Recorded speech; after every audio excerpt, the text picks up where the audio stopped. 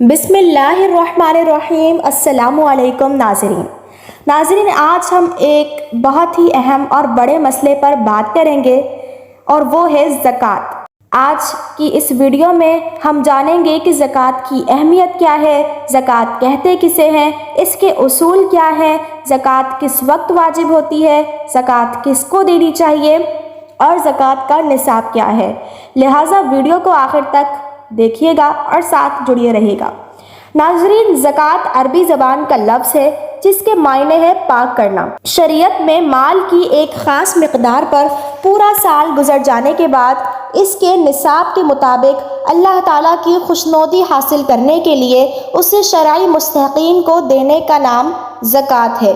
زکوٰۃ ہر صاحب نصاب اور بالغ اور عاقل مرد اور عورت پر فرض ہے۔ اب جانتے ہیں کہ زکوٰۃ کی فضیلت اور اہمیت کیا ہے۔ زکوٰۃ اسلام کا اہم رکن اور مالی عبادت ہے۔ اس کا مقصد معاشرے کے ضرورت مندوں کی مدد کرنا اور مسلمان کے دل سے دنیا کی محبت اور لالچ کو کم کرنا ہے۔ قرآن مجید میں کئی مقامات پر نماز کے ساتھ زکوٰۃ کا ذکر آیا ہے، مثلاً اقیموا الصلاۃ وآتوا الزکاۃ، نماز قائم کرو اور زکوٰۃ ادا کرو۔ زکوٰۃ صاحب نصاب پر سال میں ایک بار فرض کی گئی ہے اور یہ ایک بہت ہی اجر اور ثواب والی عبادت ہے۔ زکوٰۃ ادا کرنے سے انکار یا کوتاہی کی صورت میں سخت عذاب کی خبر دی گئی ہے، یعنی اگر کوئی شخص زکوٰۃ ادا کرنے سے انکار کرے گا تو اس پر سخت وعید ہے۔ اللہ تعالیٰ کا قرآن پاک میں ارشاد ہے، اے ایمان والو، جو لوگ سونا اور چاندی جمع کرتے ہیں اور اسے اللہ کی راہ میں خرچ نہیں کرتے، انہیں دردناک عذاب کی خبر دے دو۔ اب جانتے ہیں زکوٰۃ کی اہمیت حدیث کے حوالے سے۔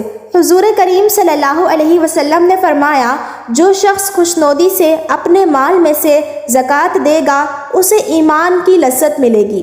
اسی طرح کا ایک واقعہ ہے کہ قبیلہ قزاعہ کا ایک شخص سیدنا نبی کریم صلی اللہ علیہ وسلم کے پاس آیا اور کہا کہ میں گواہی دیتا ہوں کہ اللہ کے سوا کوئی معبود نہیں اور آپ اللہ کے رسول ہیں۔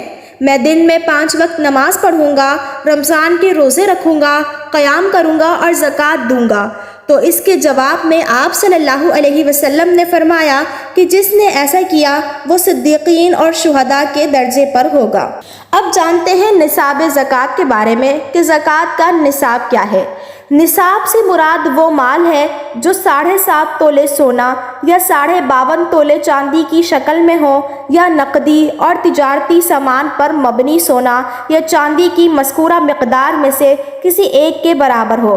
اس پر اس مال کا 40واں حصہ یعنی 2.5% 1 سال کے بعد ادا کرنا واجب ہے۔ یعنی اگر کسی بھی شخص کے پاس 7.5 تولہ سونا یا 52.5 تولے چاندی یا پھر ان کے قیمت کے برابر رقم موجود ہے تو اس پر اس مال کا 40واں حصہ زکوٰۃ کے طور پر واجب ہے۔ اب جانتے ہیں مصارف زکوٰۃ کے بارے میں، یعنی کن لوگوں کو زکوٰۃ دی جاتی ہے۔ قرآن کریم کی سورۃ التوبہ کی آیت نمبر 60 میں زکوٰۃ کے 8 مصارف بیان کیے گئے ہیں۔ مصارف مصرف کی جمع ہے اور زکوٰۃ کے حقدار کو مصرف کہا جاتا ہے۔ لہٰذا اب ان 8 مصارفین کے بارے میں جانتے ہیں۔ نمبر 1، الفقراء۔ اس سے مراد وہ لوگ ہیں جو فقیر اور غریب ہوں، یعنی جن کے پاس کچھ نہیں ہو اور وہ اپنی زندگی بسر کرنے کے لیے دوسروں کے محتاج ہوں۔ نمبر 2، المساکین۔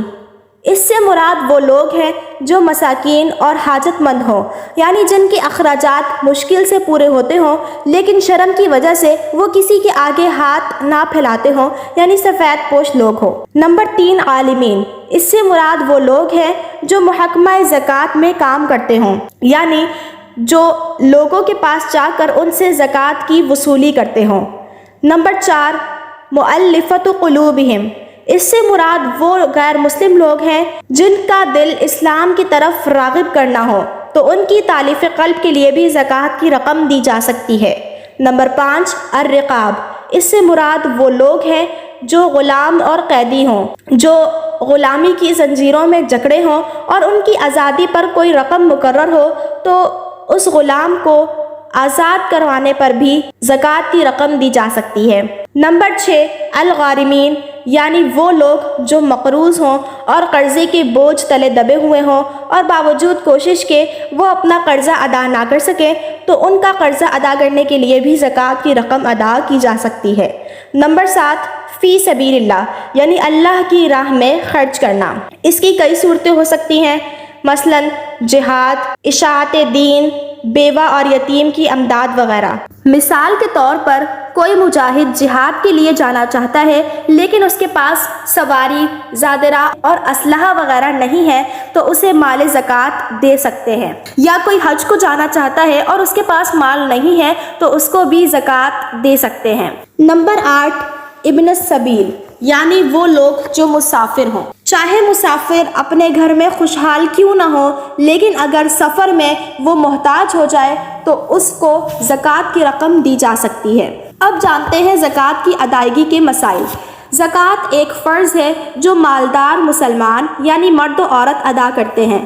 قریبی رشتہ داروں جیسے ماں، باپ، بیوی، بیٹی، بیٹے کو زکوٰۃ دینا جائز نہیں کیونکہ شریعت نے ان کی کفالت اور سرپرستی کا حکم دیا ہے۔ البتہ ان کے علاوہ رشتہ داروں کو زکوٰۃ دینا باقی مستحقین سے افضل ہے۔ عام طور پر ایک علاقے سے زکوٰۃ وصول کر کے اسی علاقے کے مستحق لوگوں میں تقسیم کر دی جائے، البتہ وہاں مستحق نہ ہونے کی بنا پر دیگر علاقوں میں ادا کی جائے۔ سیلاب، زلزلے اور خشک سالی کے حالات۔ دنیا کے کاروبار، قواعد اور ضوابط حکومت اور ریاست کے زیر انتظام ہیں جو اپنی رعایا کی سہولت کے لیے انتظامات کرتی ہے۔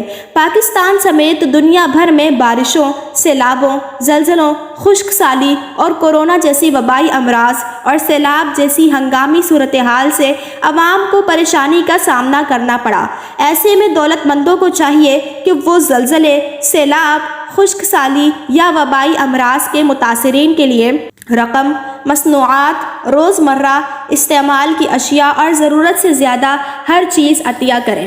اب جانتے ہیں کہ زکوٰۃ کے فوائد کیا ہیں۔ زکوٰۃ ایک ایسا فریضہ ہے جس کے بہت سے فائدے ہیں، جن میں سے چند یہ ہیں۔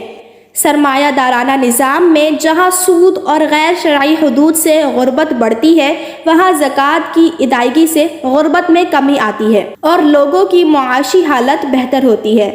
صاحب زکوٰۃ لوگ زکوٰۃ کی ادائیگی کے بعد زیادہ سرمایہ کاری کرتے ہیں جس سے ملکی معیشت مستحکم ہوتی ہے۔ بھاری صنعتی ٹیکسوں کے مقابلے میں امیر لوگ خوشی اور ایمانداری سے زکوٰۃ ادا کرتے ہیں۔ زکوٰۃ کی ادائیگی سے ایک طرف معاشرے کے غریبوں کی مدد ہوتی ہے اور وہ بے صبری، معاشرتی برائیوں، بھوک اور افلاس سے بچ کر اللہ تعالیٰ کا شکر ادا کرتے ہیں۔ دوسری طرف امیر لوگوں کی دولت کے حصول کی خواہش کم ہو جاتی ہے۔ زکوٰۃ مستحقین کا حق ہے اور اپنے مفہوم کے اعتبار سے وہ میل اور کچیل ہے جسے نکال دیا جائے تو دولت پاک اور صاف ہو جاتی ہے۔ زکوٰۃ اتنی بڑی نیکی ہے کہ جس سے بے شمار برکتیں پیدا ہوتی ہیں اور دینے والے کا مال بجائے گھٹنے کے بڑھتا ہے۔ زکوٰۃ معاشرے کی اصلاح اور فلاح اور بہبود کا ایک بہترین ذریعہ ہے۔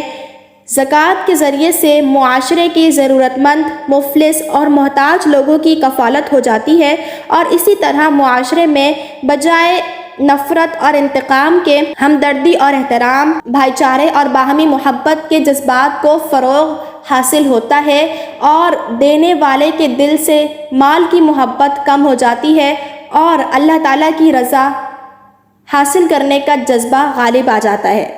تو اسی کے ساتھ دیجیے اجازت۔ امید کرتی ہوں کہ آپ کو یہ زکوٰۃ سے مطابق معلومات سے بھری ویڈیو پسند آئی ہوگی۔